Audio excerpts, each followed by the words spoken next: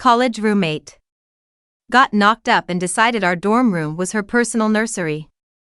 As if dealing with her morning sickness wasn't enough. She started making insane rules for us to follow. Then she let her husband invade our all-female space. Like he owned the place. But the line was crossed. When he kicked down the bathroom door while I was naked in the shower. I wasn't going to let them get away with this. Sophomore year started like any other. Until the transfer student showed up. She took the bed right next to mine. At first, things were chill. Maybe a little friction here and there. But nothing we couldn't handle. That is until she announced she was breeding. Her name was Tiffany. She was 20. A year older than us. Because she'd flunked a year of high school or something. Before moving in. She braced us with the news that she had an older boyfriend. Last week they got hitched at the courthouse. And this week Tiffany dropped the bomb. She was pregnant. We were stunned. Dating, marriage, fine. Slay queen, whatever. But a baby in a dorm room? We were clueless teenagers. We didn't know how to handle a pregnant woman. What if something happened? Chloe, the nice girl of the group, was the first to speak up. Looking nervous. Tiff. You're pregnant. What are you going to do? We're still in school. Tiffany rubbed her flat belly. With this sickeningly smug look plastered on her face. Kyle and I calculated everything. She beamed. If I carry the baby now? I'll pop it out right around summer break. I can recover during the summer and not miss a single class. Chloe looked confused. So you're going to incubate a human while living in a dorm? Tiffany nodded like we were the idiots. Exactly, Kyle said. If I have the kid while studying, I'll graduate as a married woman with a child. Employers love that stability. Then she dropped the real kicker. Oh, and by the way, I'm going to need you guys to take care of me. It takes a village, right? Our dorm is a 4-person suite. The 3 of us, me. Chloe and Quiet Sam exchanged a look. Are you serious, Tiff? Chloe asked. You're really staying in the dorms while pregnant? Duh, Tiffany smirked. I paid the housing fee. Why would I waste money moving out? We didn't know what to say. We figured, hey, it's her life. We should be supportive women, right? So we shut up. We thought we could all just coexist. But that night, Tiffany started issuing her commands. We usually have late classes or labs getting us back to the dorm. Around 9 p.m. that night. Chloe and I walked in exhausted but in good spirits. Only to find Tiffany standing there like a warden. Good, you're back. New rules, she announced. Chloe and I glanced at each other. What pregnant women need. Strict sleep schedules from now on, lights out at 9 p.m. sharp. I need my beauty sleep. I almost laughed. Are you crazy? We have classes until 9 sometimes. We need to shower, study, unwind. 9 p.m. is impossible. I thought I was being reasonable. She rolled her eyes so hard. I thought they'd get stuck. It's not every night, she snapped. Just figure it out. But I'm not done. She cut me off. My sleep is very light now. Hormones. If you startle me, it could hurt the baby. So when I'm resting, absolutely no noise. That means no showering after 9 p.m., got it? I couldn't believe the audacity. So we just stay dirty. I challenged. Shower in the afternoon. She shrugged. Tiffany, this is a shared space. You can't just dictate our hygiene. My voice rose a little. I thought standing my ground would work. Instead, the waterwork started. She burst into tears. Harper. Why are you so mean? She wailed. clutching her stomach. Can't you have a little sympathy? We're all girls. Pregnancy is so hard on my body. I was fuming. But Chloe grabbed my arm and shook her head. I swallowed the rage fine. We walked further into the room. Click. She turned the lights off. Immediately I was seeing red. Chloe squeezed my wrists, ignoring me to let it go. We brushed our teeth in the dark. And climbed into bed to scroll on our phones. Lower your brightness. Tiffany's voice pierced the dark. It's distracting. I angrily yanked my privacy curtain shut. We thought, okay. Early bedtime, we can survive that. We were wrong. It got worse. The next day, Chloe brought lunch back to the room. Tiffany banished her to the hallway or the bathroom to eat. Because she couldn't handle the smell. It wasn't even smelly food. Just a sandwich. Chloe tried to argue and the tears started again. It didn't stop there. No noise before she woke up. No eating in the room, no loud talking. She had to shower first every single time. Because if the hot water ran out, the cold shock might hurt the fetus. She stopped doing her share of the cleaning chores. Because she was on bed rest. Instead, she started treating us like her personal maids. Especially me. Since my bed was connected to her bunk structure. She limited how many times I could climb up and down the ladder. And the fetching, God. The fetching. I'd be lying in bed. Headphones on, and she'd start kicking my bed frame. Thump, thump, thump. Harper, get me my water. Harper, pick up that pen. Her excuse, I'm pregnant. Climbing down is dangerous. So we aren't your servants. We hit our breaking point on Friday night. We had late lectures. It was pouring rain outside. A total storm. When we got back to the dorm at 9 p.m., we were soaked to the bone. Shivering and covered in mud splatter. Tiffany had skipped class because she was feeling delicate. When we walked in dry and comfortable, Tiffany instantly flipped the light switch off. Click. I was cold. Wet and tired. I snapped. I reached over and flipped the light back on. Harper, what the hell? Tiffany freaked, flipping it off again. I told you 9 p.m. is lights out, Tiffany. Don't be a bitch, I hissed. We just walked through a storm. We're freezing and we need to shower. It's Friday. Cut the crap. I reached for the switch. She smacked my hand away. I said, no showering. She yelled. The pipes are too loud. I need to sleep. You should have showered this afternoon. We were in class. I screamed.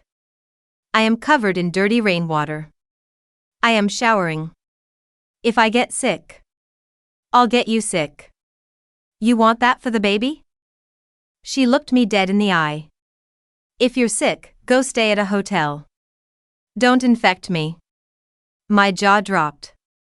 You want us to pay for a hotel because it rained? Rules are rules, she sneered.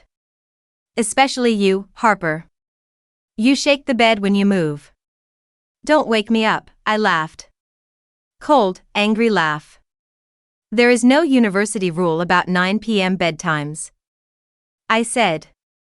There is no rule against eating snacks. There is no rule about how many times I climb my ladder. You're bullying a pregnant woman. Her voice went shrill. I'm living my life. I'm taking a shower. No. I ignored her. I grabbed my towel and pajamas and marched into the bathroom. She pounded on the door like a psycho, screaming that I was abusing her. Then switching to loud, fake sobbing. I turned the shower on full blast to drown her out. I stripped down, the hot water finally hitting my freezing skin. I was just rinsing off the soap when it happened. Bam, a deafening crash. The bathroom door flew open. the lock shattering off the frame.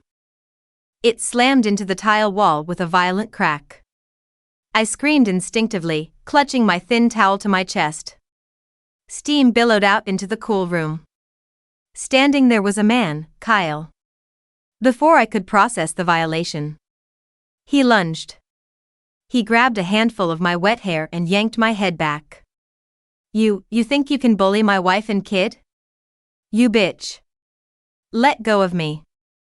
I shrieked, slipping on the wet tiles. One hand desperately holding the towel. Say it. Say you won't touch her again. Kyle roared, shaking me like a rag doll. His eyes were wild, aggressive. Chloe and Sam snapped out of their shock and jumped on him, trying to pull him off me. It was chaos, screaming, steam, violence. Finally, the dorm mother came running in and pulled him off. I huddled in the corner, shivering. Humiliated. Checking to make sure I hadn't flashed the hallway of onlookers. What is going on here? The RA demanded. She glared at Kyle. You said your wife was in labor. You said it was an emergency. You're up here assaulting girls. My wife is in pain because of her.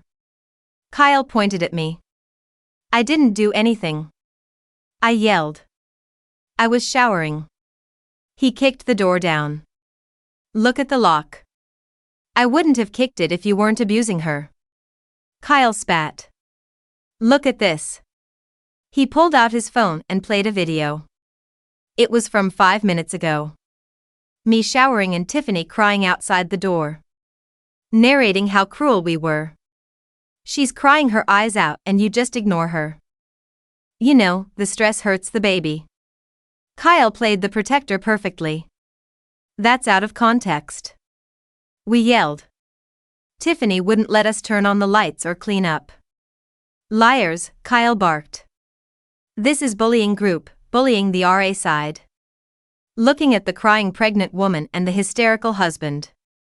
Enough, you two. If you're going to the hospital, go Harper. Put some clothes on. I felt dirty, violated. I dressed in the broken bathroom, sobbing silently. When I came out, Kyle and Tiffany were still there. Tiffany looked at me with a smirk that chilled my blood. Aren't you going to the hospital?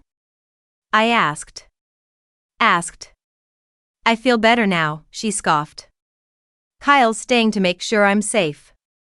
I felt sick. I grabbed my bag. I'm leaving. I ran out into the rain. Checked into a cheap motel and cried until I choked. I wasn't going to let this slide. The next morning I called our faculty advisor, Mr. Henderson. I went to his office and laid it all out. The rules, the abuse, the door kicking. Harper. Sit down, Henderson said. Lookin' bored. Look. They are legally married. The school knows about the pregnancy. He broke down the door while I was naked. He was distraught. They filed a complaint against you for harassment. You need to be more understanding. She's carrying a life. I realized then he didn't care. I stormed out. I was pacing around the campus park, trying to calm down when I heard familiar voices. I ducked behind a hedge. It was Tiffany and Kyle. Harper actually went to the teacher. The little snitch. Tiffany laughed. Don't worry, babe. Kyle chuckled. I already took care of Henderson. A little gift goes a long way. He's on our payroll now. Good. Harper is so annoying. Just make her life hell. Kyle said. Make her move out. If she snaps, we'll say your hormones are fragile. We'll ruin her reputation online. I stood frozen behind the bush. Oh, you want to play dirty? I pulled out my phone. I had hit record the second I recognized their voices. But this recording wasn't enough. I needed more undeniable proof of who the real psycho was. I went back to the dorm with a smile on my face. I bought a micro recorder, a spy cam, and I waited. I played the long game for a week. I submitted. Tiffany. Get water. Sure. Wash your panties, disgusting. But I did it. I let her get comfortable. I let her get arrogant. Friday rolled around again. She decided to escalate things. I placed a plastic jug next to my pillow. What is this? I asked. My piss jug, she said casually. I don't want to walk to the bathroom at night. When I'm done, you empty it. I stared at her. You want me to empty your urine? I can't smell it. It makes me gag. You do it. Be a team player, Harper. I smiled internally. Gotcha. No, I said loudly. Put it on your side. I'm pregnant. You have to help me. I ignored her and turned over. I lay there in the dark. Bump, bump. She started kicking my bed frame again. Harper, wake up. Empty the jug. I pretended to sleep. Then I felt it. Warm, foul-smelling liquid splashed all over my face. My duvet. Oops. Tiffany giggled in the dark. I sat up dripping with urine. The smell was blinding. This was it. Did you just pour piss on me? I screamed. Chloe turned on the lights. My God, the smell. Tiffany put on her fake crying face instantly. It was an accident. I was trying to reach it. Harper wouldn't help me. She grabbed her phone and started recording. Immediately crying to her followers about how clumsy she was. And how mean her roommates were. She posted it to the university group chat. Perfect, I whispered. What? She sniffled. I said, perfect. I pulled out my phone and set it up on my desk. You want to make this public, Tiff? Let's make it public. I started a live stream. Hey everyone, I said into the camera, my voice surprisingly steady despite the ammonia stinging my nostrils. Welcome to room 304. Let me introduce you to my roommate, Tiffany. The viewer count jumped immediately. University group chats move fast, especially when there's drama at 2 a.m. Tiffany froze, her fake tears drying up instantly. What are you doing? Turn that off. Why? I asked, wiping urine from my cheek. You wanted an audience for your pregnancy journey, right? Let's show them the reality. This is what it looks like when a pregnant woman pours a jug of piss on her roommate because she refused to be a maid. It was an accident. Tiffany shrieked, lunging for my phone. I sidestepped her easily. Accident? Just like when your husband kicked down the bathroom door while I was naked? Or when you banned us from eating in our own room? I turned the camera to Chloe and Sam, who were huddled on their beds, looking terrified but resolute. Chloe, did Tiffany ban you from eating lunch here last week? Chloe, bless her heart, finally found her spine. She looked straight into the lens. Yes. She made me eat in the hallway because she said the smell of turkey made her sick. She also told us we can't shower after 9 p.m. The comments were flying now. WTF? Is this real? Who bans showers? That's insane. Wait, did she say piss jug? Tiffany was panicking. She grabbed her own phone and started dialing. Kyle. Get over here. They're attacking me. Call him, I said, zooming in on the wet stains soaking my bedding. Let him come. Let everyone see the man who thinks he owns this dorm. 10 minutes later, the door banged open. Kyle stormed in, looking ready to kill. He didn't even notice the phone propped up on the desk. You bitch, he roared, pointing a finger in my face. I told you to respect her. Why is she crying? Because she threw urine on me, I said calmly. And now the whole campus knows. Kyle looked at the phone. He saw the red live indicator. His face went from red to white. "Turn it off," he growled, stepping toward me. "Do it," I dared him. "Assault me on a live stream with 500 witnesses. See how that goes for your married stability image." Kyle hesitated. He was a bully, but he wasn't stupid. He knew his reputation was on the line. "We're leaving," he spat, grabbing Tiffany's arm. "You're crazy. We're reporting you for invasion of privacy." "Go ahead," I said. "But don't forget your piss jug." As they stormed out, the hallway was lined with students. Phones were out. The RA was running down the hall, looking frantic. I ended the stream. My hands were shaking. "We need to leave," Sam whispered. "Tonight." We packed bags and went to Chloe's boyfriend's off-campus apartment. We didn't sleep. We watched the video spread. By morning, it had jumped from the university chat to TikTok. #DormNightmare was trending. Part 3, the board meeting. Monday morning, I was called into the dean's office. Not Mr. Henderson, the actual dean of student affairs. Kyle and Tiffany were already there, looking smug.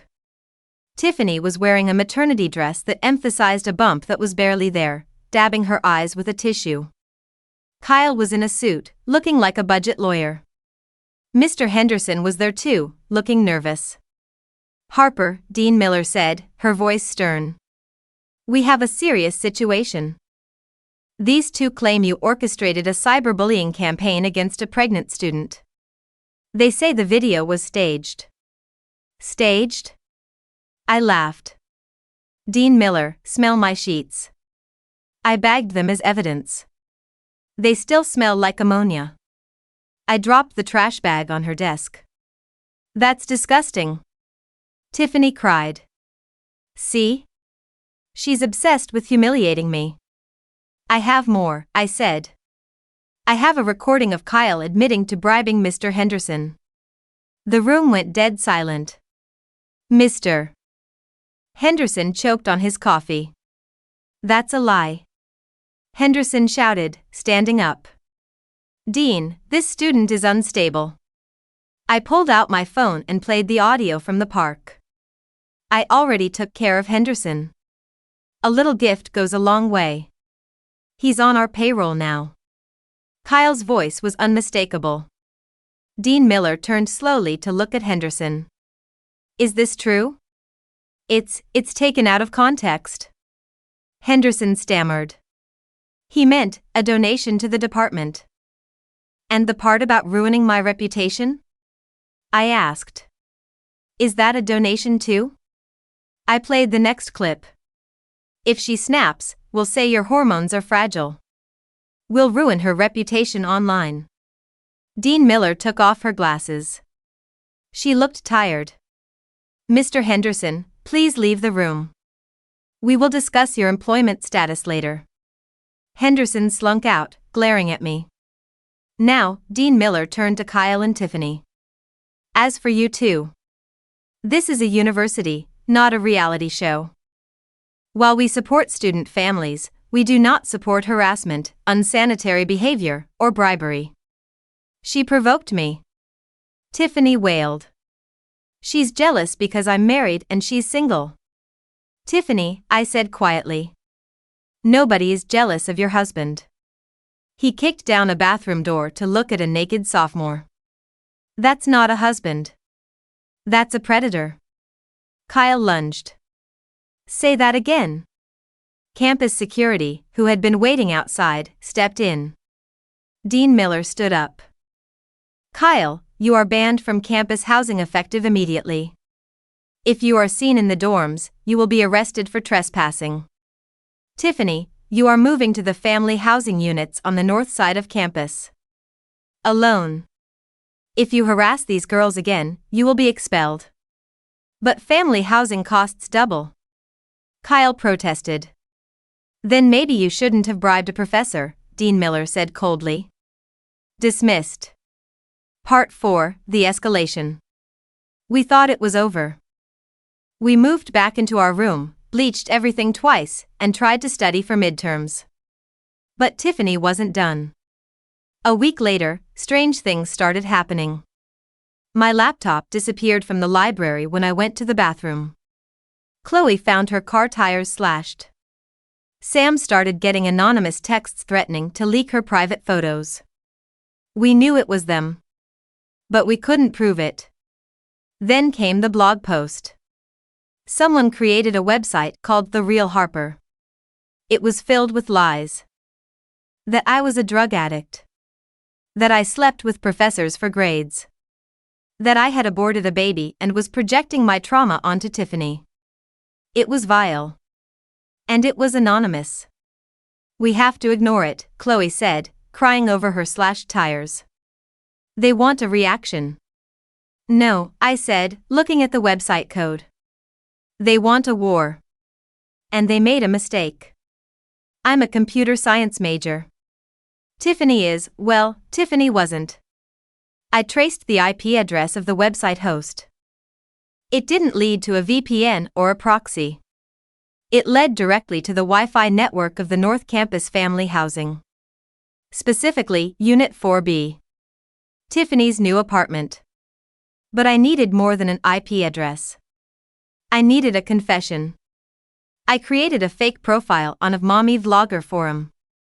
I posed as a journalist looking for stories of discrimination against pregnant students. I messaged Tiffany. Hi, I saw your story on TikTok. It's heartbreaking. I work for a major online magazine.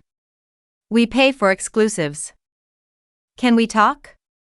She bit instantly. We met at a coffee shop off campus. I wore a wig and glasses. I had a hidden camera in my button. So, I said, turning on my recorder app. Tell me about these roommates. They sound awful. Tiffany launched into her rehearsed speech. But I nudged her. You know, the article would be stronger if we had proof they were unstable. Like, have they done anything criminal? Tiffany leaned in, lowering her voice. Well, between us, they're paranoid. They think I slashed their tires. She giggled. Can you believe that? Although, they deserved it. Did they? I asked, feigning shock. Why? Because they tried to ruin my life. So Kyle and I, we had to fight back. We made this website expose them. It's totally legal, it's free speech. You made the website? Yeah. Kyle wrote the code.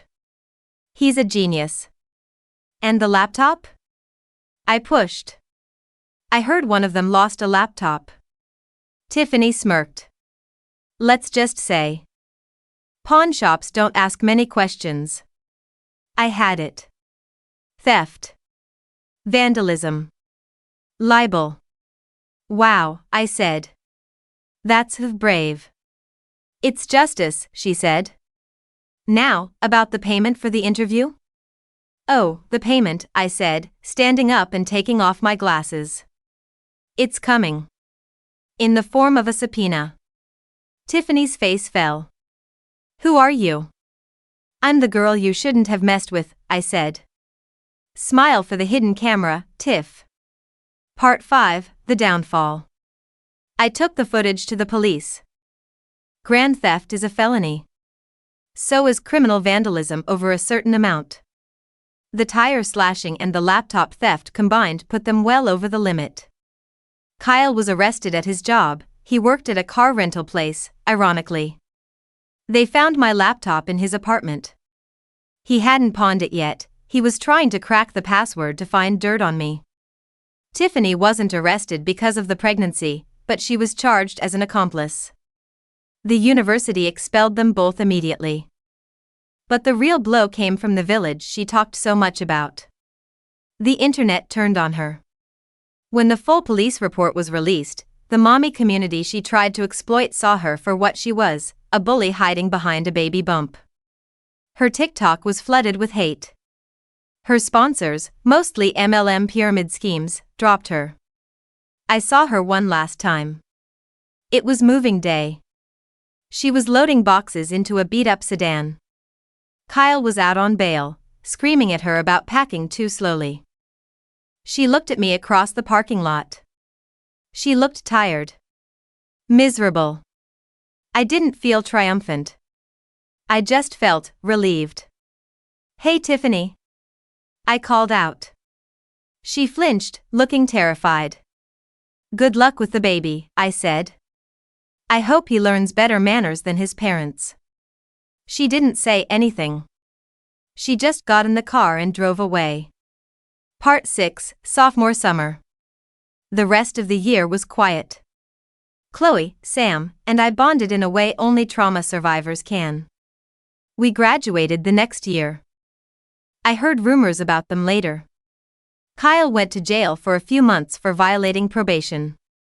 Tiffany moved back in with her parents. They got divorced a year later. The baby? A girl. Tiffany posts pictures of her sometimes. She looks happy. I hope she is. As for me? I'm a software engineer now. I work in cybersecurity. Every time I see a new intern complain about the office rules, or try to offload their work, I smile. I remember the piss jug. I remember the kick down door. And I remember that sometimes, you don't just survive the bully. You outsmart them, outlast them, and you record everything. Because in the real world, there are no insane rules that protect you from the consequences of your own actions. And that is a lesson Tiffany learned the hard way.